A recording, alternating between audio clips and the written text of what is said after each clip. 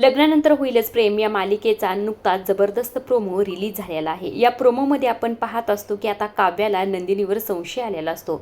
काव्या नंदिनीला म्हणत असते, ताई मला खरं सांग, तुझं मिसकॅरेज झालंय का, असं म्हणून तिच्या पोटावर हात ठेवत असते। तेव्हा इथे नंदिनी तिचा हात पडदिशीन बाजूला झटकते।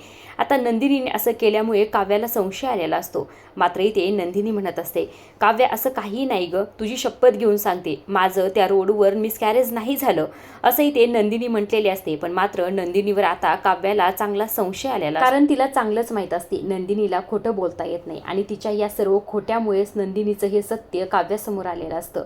आता काव्या पार्थला म्हणत असते, नंदिनी ताईचं नक्कीच मिसकॅरेज झालेलं आहे, सगळं काहीही मुद्दाम माझ्यापासून लपून ठेवत आहे। आता ह्या सर्व गोष्टीच्या मुळाशी जावंच लागेल, असं इथे काव्या म्हणत असते। इकडे नंदिनी जीवाला म्हणत असते, आता काव्याला नक्कीच माझ्यावर संशय आला असेल आणि ह्या सर्व गोष्टीच्या मुळाशी काव्या नक्कीच जाणार आणि माझं मिसकॅरेजचं सत्य सुद्धा तिच्या समोर येईल, असं इथे नंदिनी जीवाला म्हणत असते। आता नंदिनीला फार टेन्शन आलेलं असतं।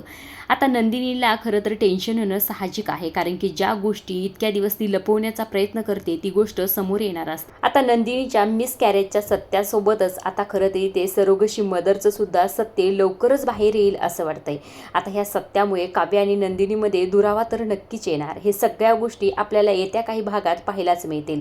आजच्या पुरतं एवढंच। अशा डेली मालिकेच्या अपडेट तुम्हाला जर जाणून घ्यायला आवडत असतील तर आपल्या चॅनलला जरूर सबस्क्राईब करा आणि हा व्हिडिओ आवडला असेल तर लाईक करायला विसरू नका।